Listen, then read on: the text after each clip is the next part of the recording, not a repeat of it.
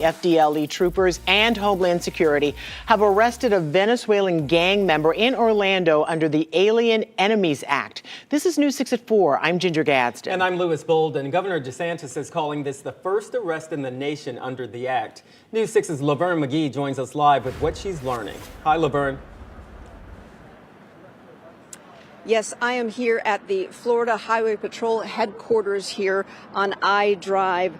This was quite an incident that they described here in the arrest of this man, Franklin Jose Jimenez Braco. Officials say he's a known Tren de Agua gang member arrested here in Orlando.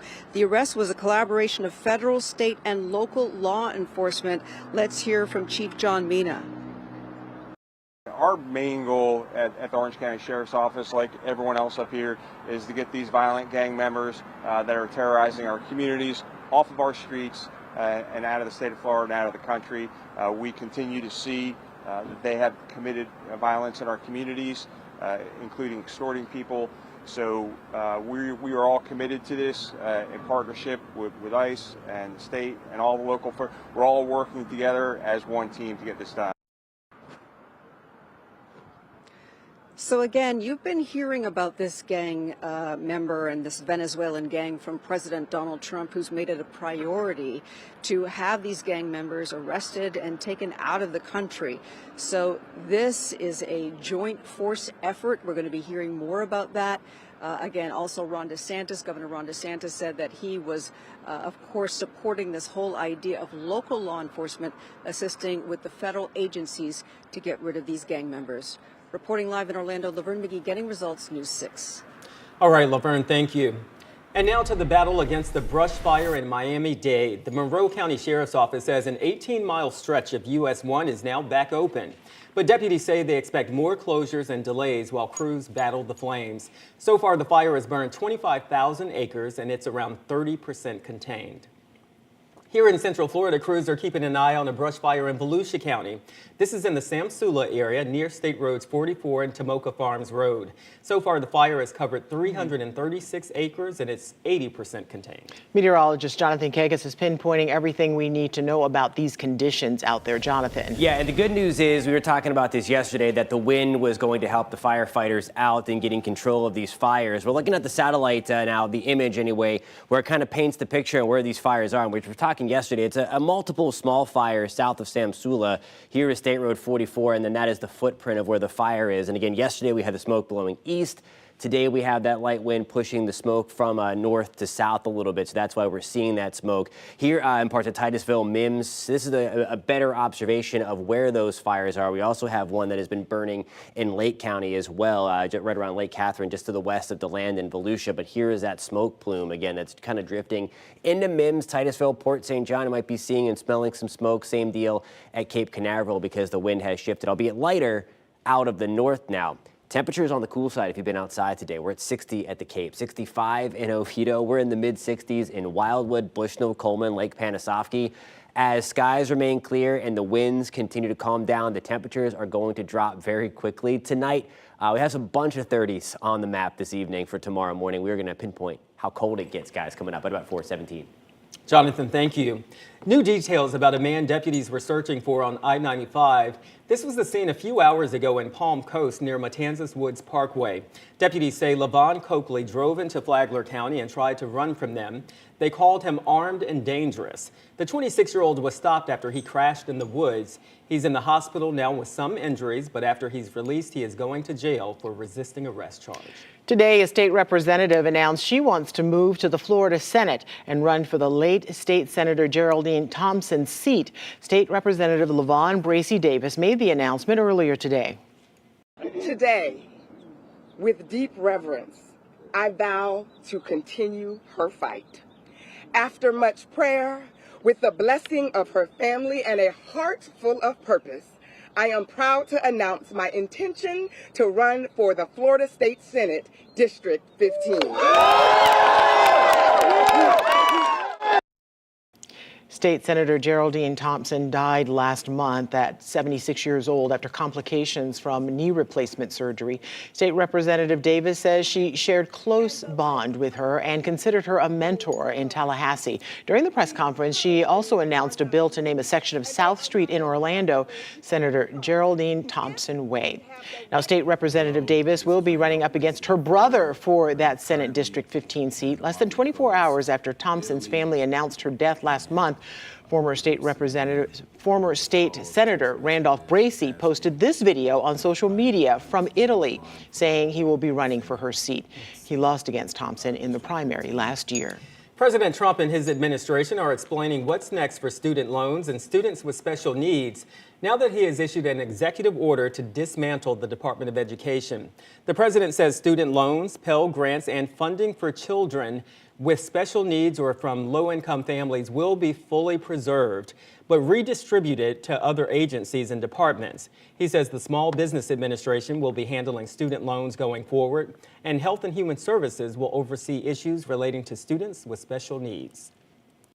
The Department of Education was established in 1980. We've spent almost $3 trillion since that time trying different programs through both administrations, and it hasn't worked. Teachers' unions are vowing to fight the president's new executive order to diminish the Department of Education.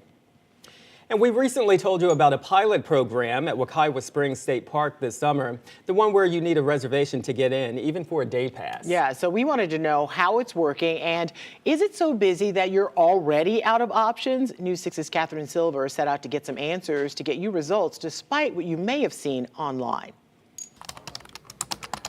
If you're planning a visit to Wekiwa Springs State Park this summer, your trip really starts here.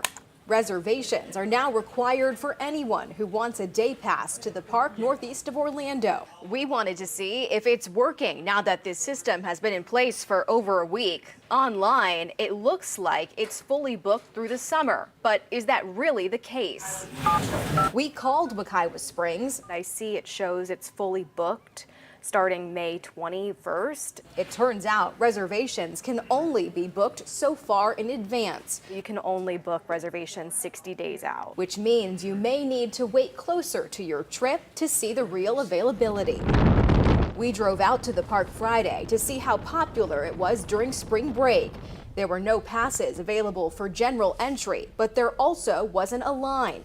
That's why the state says they started this reservation system in the first place. This area is pretty lively. I mean, you have the beautiful springs that is right here, and there's a lot of locals, and so it wouldn't surprise me that it's busy.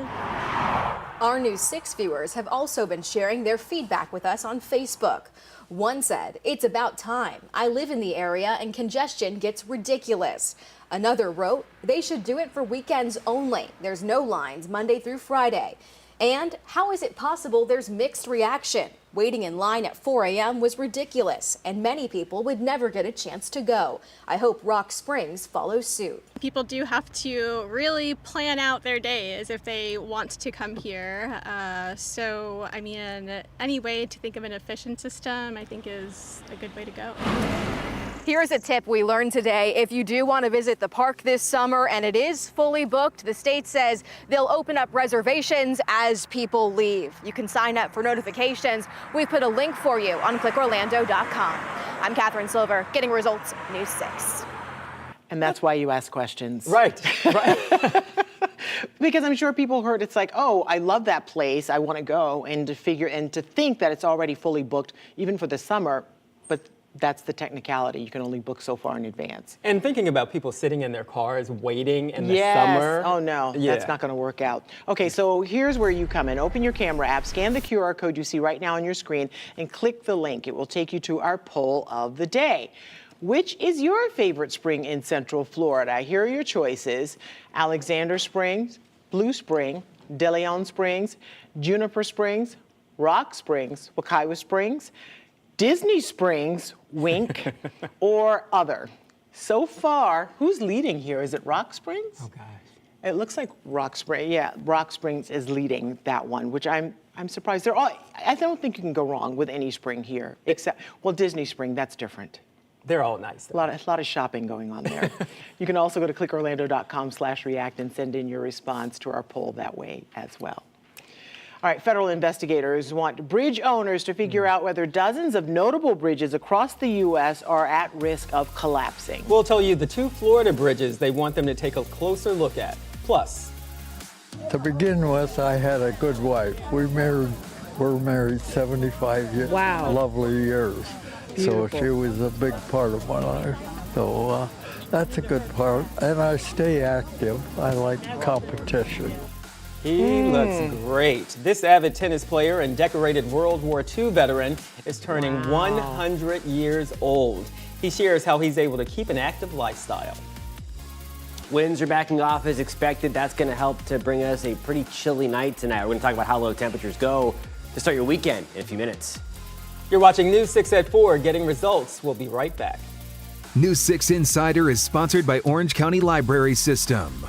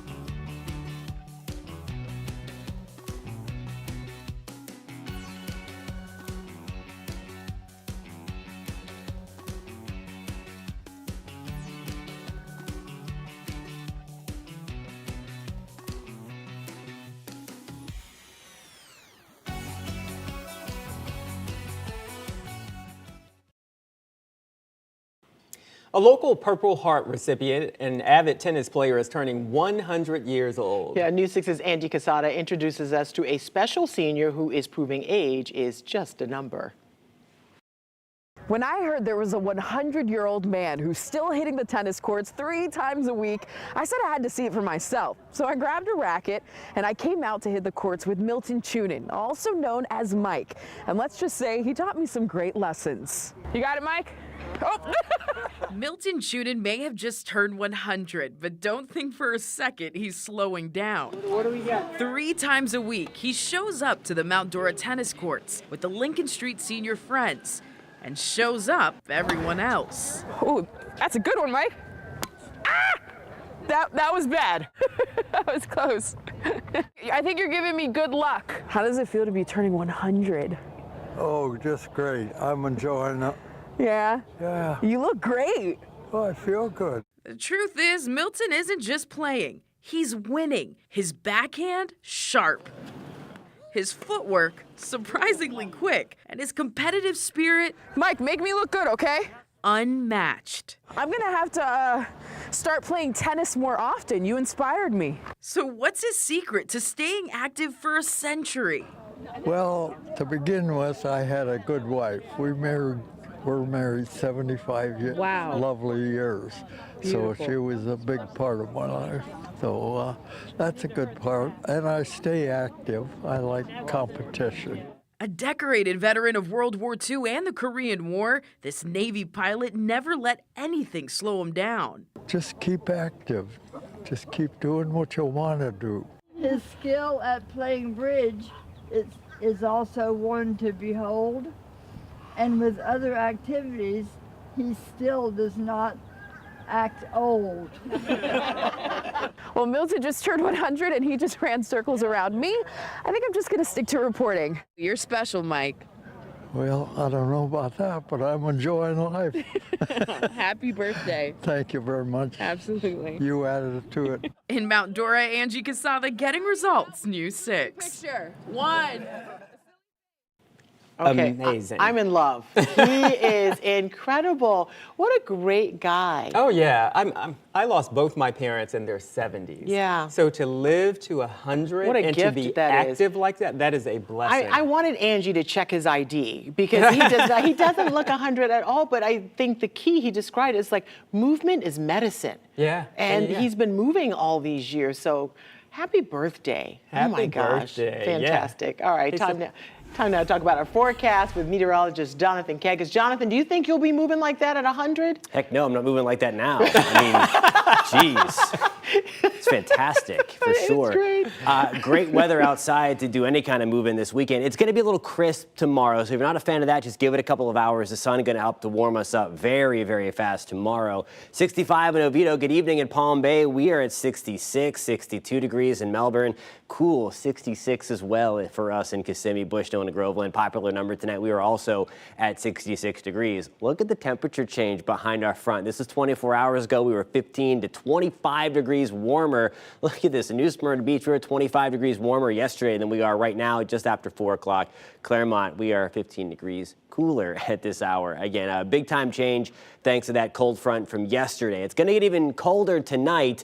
We don't have a reinforcing shot of colder air coming in per se, but it's because of this big blue H here, high pressure skirting the North Gulf Coast right now. Over the next several hours, it will continue to work its way towards the Florida Peninsula. Now, when these things kind of plop down right on top of you, it keeps the skies clear, it keeps the winds on the calmer side, and that allows the temperatures to plummet, especially when the air is very, very dry like it is right now. Certainly, you can feel that when you step outside. So here's the deal number one when you're talking about the wind. This is for tomorrow, and you see it there pretty much going calm overnight, bumping up to about 5 to 10 miles an hour tomorrow. So nothing to write home about. And that's as that high pressure starts to depart and shift our wind direction a little bit and help to warm us up, but not before a very cold morning. Look at this.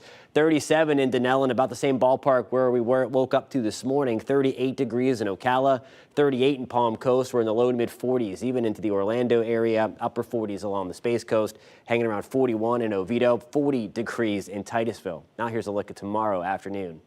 Your forecast is sponsored by Renewal by Anderson.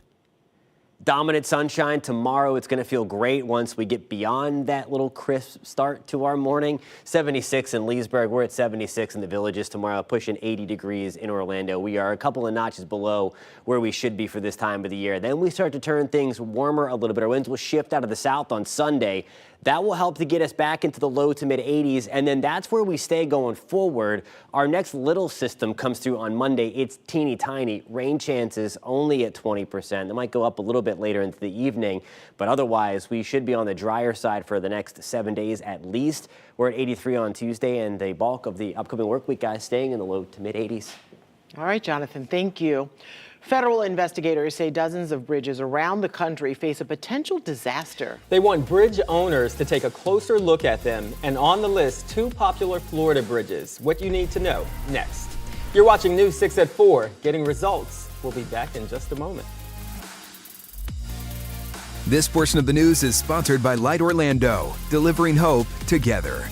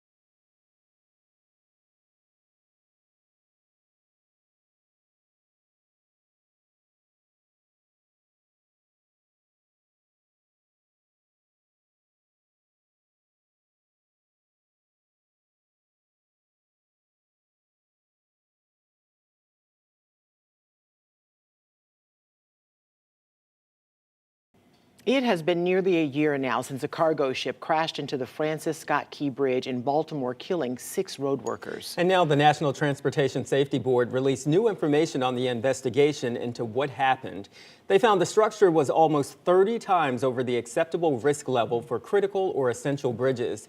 The NTSB is now recommending 68 bridges across 19 states be evaluated to determine their risk of collapse in the event of a vessel collision.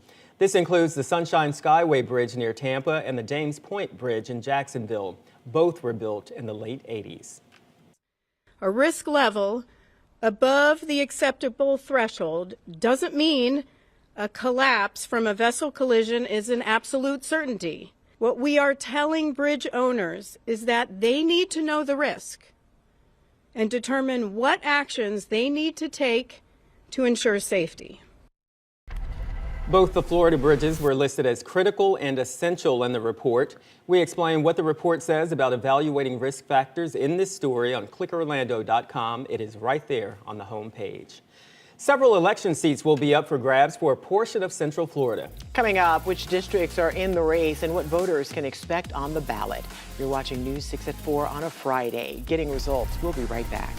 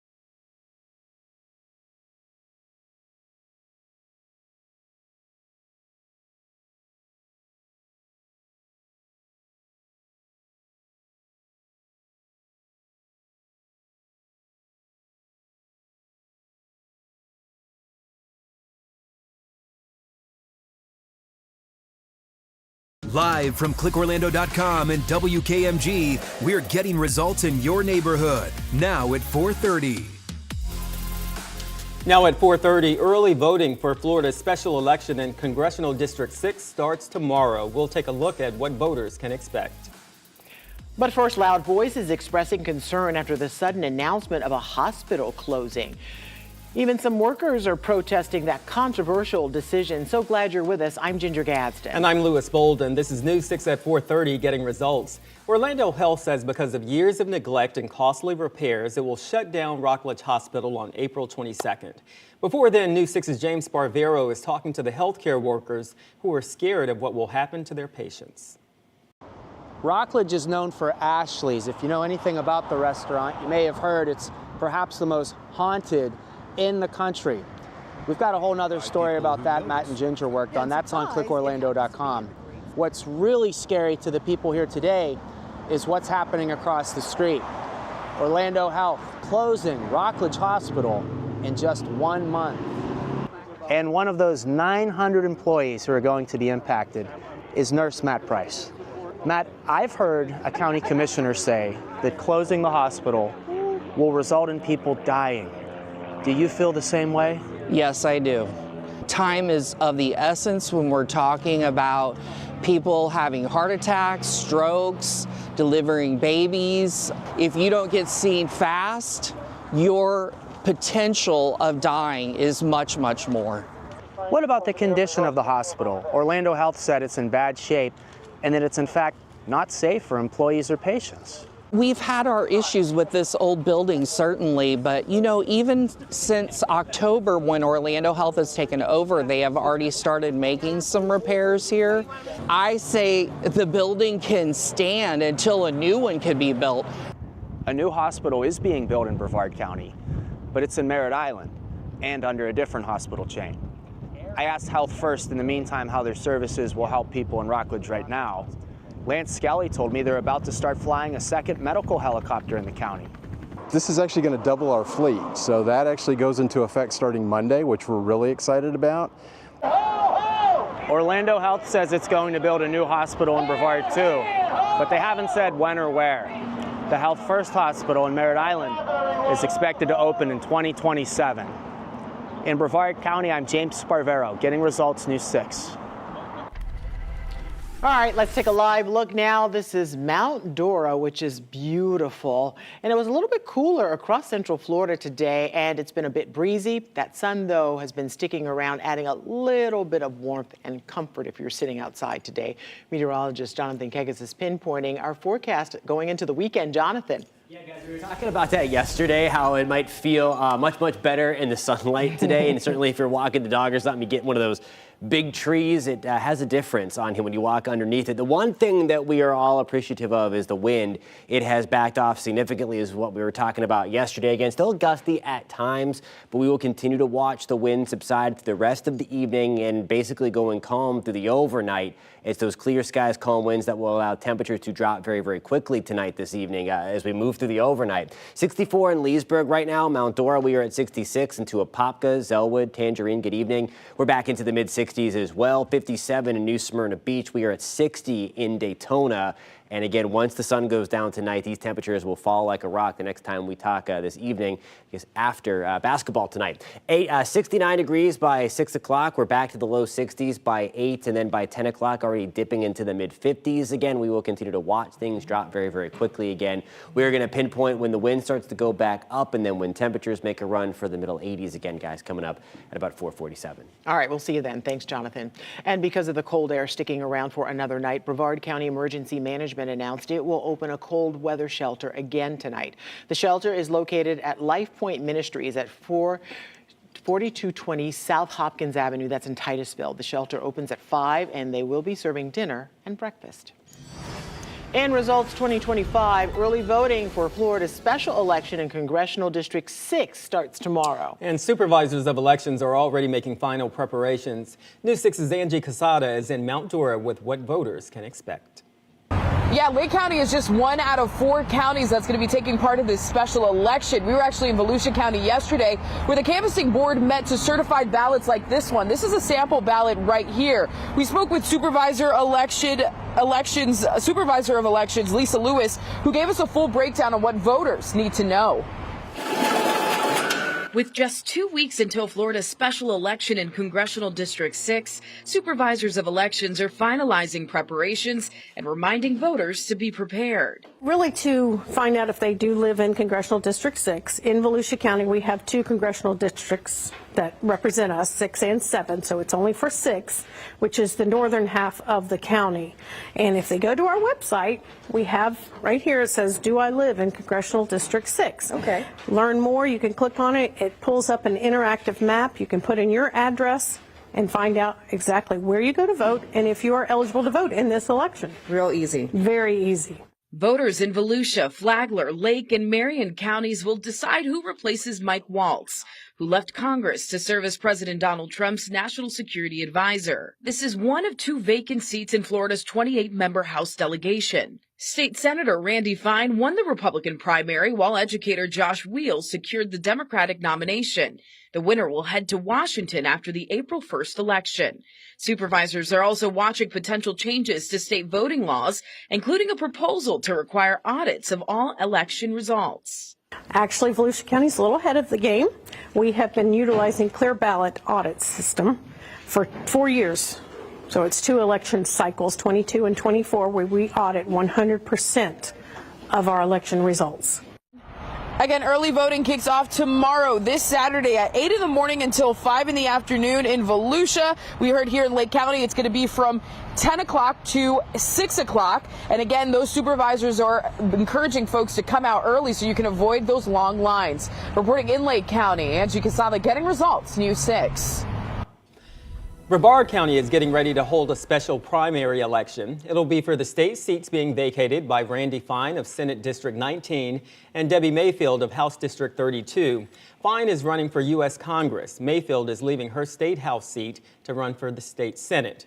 Early voting for the 2 state primaries in Brevard County starts tomorrow, March 22nd, and runs through Saturday, March 29th. Election day for the special primary is April 1st. That's the same dates for the special general election for Congressional District 6.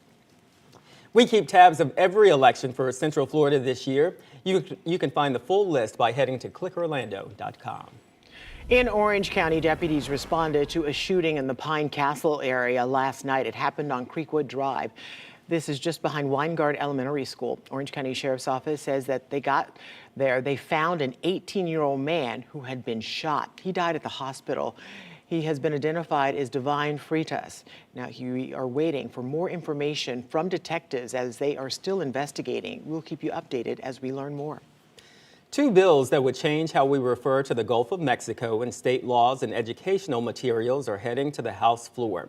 The Republican-controlled House State Affairs Committee voted along party lines to move forward with these bills. They're aiming to follow President Trump's plan to rename the Gulf as the Gulf of America. One bill would require state agencies to update their maps and materials to reflect this name change. Plus, school boards would need to start acquiring textbooks and library resources that use the new name. State Representative Juan Porras is sponsoring the bill. This bill will keep the state standard in line with that of the federal government's decision and the Department of Interior that it is now the Gulf of America. This country, the country of the United States of America, has given opportunities to each and every one of us. We are not trying to rewrite history. Democrats, including Representative Angie Nixon, say the legislation is a waste of time. This is political. It's a slap in the face, y'all. Like it's borderline ridiculous. If approved by the legislature and signed by Governor Ron DeSantis, the changes would take effect July 1st. Similar bills are moving through the committee process in the Florida Senate. Orange County is embracing a road diet strategy to make roads safer and more accommodating for all types of transportation. As more people turn to mass transit, bikes, and scooters, the county says they are retrofitting busy roads to create space for them, protecting pedestrians. Now, this involves reducing vehicle lanes to make room for wider sidewalks and bike lanes. Recently, a road diet conversion on Rio Grande Avenue was completed. The county says this sets the example for how to serve vehicles, transit, and pedestrians. The Federal Highway Administration reports these changes can reduce crashes by up to 47%. Well, a show celebrating an iconic woman who made history is coming to Orlando. We are talking about Supreme Court Justice Ruth Bader Ginsburg. Coming up, we'll hear from the actress who plays RBG and how the show reveals the challenging journey she went through to get to the nation's highest court. Jonathan. Much cooler this afternoon behind our front. It's going to settle in tonight, the coolest air of the night anyway, the next couple of nights. We're going to pinpoint how chilly it gets and talk about when a big warm-up is coming our way in a few minutes. You're watching News 6 at 4:30, Getting Results. We'll be right back. This portion of the news is sponsored by your Central Florida Honda dealers.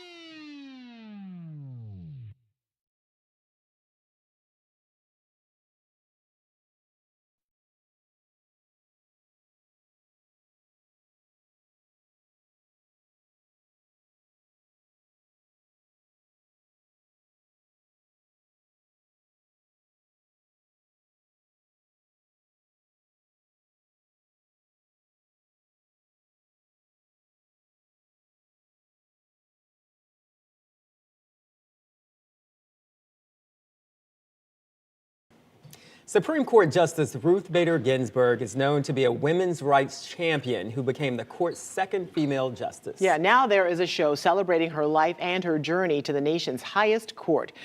All Things Equal, the life and trials of Ruth Bader Ginsburg starts with Supreme Court Justice RBG welcoming a family friend to her chambers to tell them about her life and the challenges she has faced. She lost her mom just the day before she graduated as valedictorian of her Brooklyn high school, and she was one of only 9 young women studying law at Harvard, while also raising a daughter and helping her husband battle cancer. And she fought for women's rights in the 1970s before an all-male court. Michelle Azar plays Ginsburg in the show. She spoke to producer Brooke Savage about what it means to play such an iconic figure. Being a mom of a young person and going to law school. I mean, as a mom, I barely got out of pajamas all day, you know, as a young mom. So I don't relate. I don't know how she did it. I need like 12 hours of sleep to feel like I'm functioning. I don't know. She's a total superhero. So that's why I was saying this. So I did have to live as an as if. What are the spots in my own life that I feel like I could be an expert? And then the other piece that was interesting was I'm a very emotional person. And she learned early on from her mom, who, as you alluded to, got sick, right? You know, when RBG was starting junior high school, her mom was sick. And every day it was about, find out what your path is. Do not give way to jealousy or fear or sadness or anger. That was the messages that her mom was giving. And it really stuck. I think in this time frame when she knew her mom was so sick and her father, there's not much about her father, but her father seemed like he needed some support. And she didn't have a sister anymore. Her sister also died when her sister was 6 and she was only 14 months old. So this sort of stalwart sense is something that I have to work really hard toward. You know, I get very dysregulated, or I did used to, or I get very overwhelmed by emotion. So I think that it actually, a person like me playing this role allows for us, the audience, to humanize this powerhouse in a way that we might not have.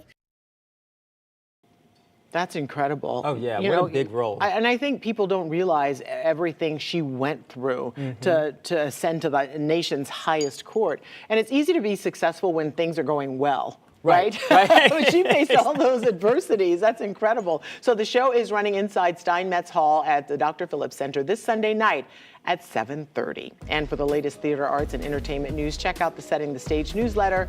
Just head on over to clickorlando.com/newsletter to subscribe. And let's check in with meteorologist Jonathan Kegas. And Jonathan, all week I have been waiting for the weekend. Today's a little chilly, but it's going to be pretty perfect. Yeah, it's going to be awesome, especially if you like a little crisp start and then a nice quick warm up through the afternoon. That's exactly what we had today. Maybe not so much the warm up, but tomorrow is going to follow suit with temperatures getting back, warming up very, very quickly. Titusville, good evening. We are at 64 degrees, 57. That's our cool spot tonight. New Smyrna, 60 in Daytona Beach. Not the best beach day out there for sure. We're at 66 in Kissimmee. St. Cloud are back to the mid-60s as well. 67 degrees in Mount Dora. It's all because of this big chunk of high pressure now. Our front is long gone. It is way out into the Atlantic, closer to Bermuda, through the Bahamas and Turks and Caicos. High pressure now building in, and that is the main reason why our winds have steadily calmed throughout the course of the morning and now to where we are right now, and will be the reason why our winds pretty much go calm overnight to allow those temperatures to fall very quickly overnight. Wind forecast tomorrow, we basically go from a calm start to the morning, and then we increase winds ever so slightly. Now, the wind direction tomorrow is going to shift from that northerly component to calm to now out of the south, and that's going to start the trend to pump in some extra warmth back into central Florida. We're at 42 in the Villages, 38 tomorrow morning in Ocala. That's where we started today as well. 37 in Denellen, 43 degrees in Kissimmee, Holopaw. We're checking into the upper 30s as well. It is going to be a very chilly start, but a very fast warm up again, closer to where we should be this time of the year. We're going to miss it by a few degrees. Average high temperature is 80, be at 77 in Groveland, 78 degrees in Holopaw. Palm Bay, good evening. We're at 76. Mico, we're going to check in at 74 degrees tomorrow afternoon. So still on the cooler side, although it is going to be on the drier side. Here's a live look in Daytona Beach. Looks like the sky cam froze because I know that that flag is moving a little bit more than that. There we go. Just just updated a little bit. There we go. It's bouncing around. 60 degrees is what it is at the beach. The breeze out of the northeast at about 10 miles an hour. And we are going to watch the wind continue to subside. Again, that will allow the temperatures to come down overnight even further. Wave heights, it's still a little rocky out there. Again, that front that moved off of our coast is going to keep the wave action rolling over the next couple of days. So if you are headed to the beach, expect that rough surf to continue, 4 to 5 feet waves. And then we will watch that rip current risk remain elevated as a result of those higher waves as well. But you see way out into the Atlantic in between the states and Bermuda, we're talking about 10 to 15 feet waves, 10 to 15 foot waves out there. So not as what we are seeing at the shoreline, but nonetheless, it's going to be a little rocky this weekend. 78 degrees to later on tomorrow. We're at 83 on Sunday. The warm up continues into Monday. I think we'll see a few extra clouds. Just a 20% shot for a few showers as our next storm system rolls on through. We're back to the lower 80s on Tuesday, pretty much staying status quo there, low to mid 80s as we roll through the remainder of the upcoming work week, guys. Jonathan, thank you. Scan the QR code on your screen right now and send us your weather pictures and videos. They could end up on TV. You can also go to clickorlando.com/pins and upload your pictures and videos that way. And if you're a big fan of aquariums, you are in luck. A new Central Florida attraction is opening up in just a couple of months. And no, we're not talking about SeaWorld. After the break, we'll give you a first look of the new Sea Life Aquarium coming to Legoland.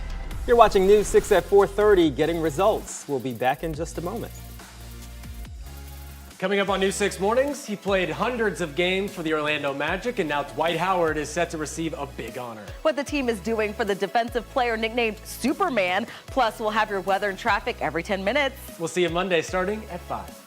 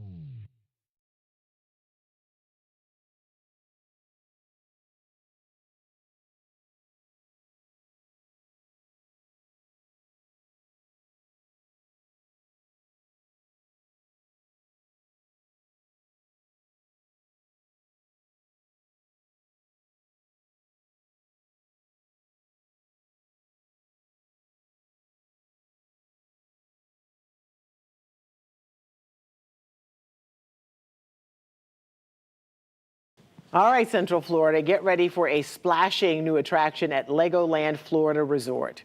Sea Life Florida is set to open May 23rd, and we have a first look inside. During a recent construction tour, guests saw the underwater world coming to life. It looks pretty cool. It's going to feature 25 interactive exhibits, including a main ocean display with a unique theme park under the sea design and a hands-on invertebrate touch pool. Visitors will encounter over 3,000 animals from 150 species. You can start booking your tickets to Legoland Florida with this story on clickorlando.com. That does look very cool, and it's different from any of the other theme parks that we're familiar with. So I think that'll be great. And it looks like most of it's inside, so on a hot Florida day, come on in. News 6 at 5 is next. You know, there's things many of us that we have taken for granted every day, including access to health care. The event happening in one community to bridge that gap. And how one community is rallying together to support one of their own and push for change. And of course, your pinpoint accurate forecast is just moments away. And don't forget, you can stream all of our newscasts and live cameras like the one you're seeing right now. It's all free anytime on News 6 Plus. We'll be right back.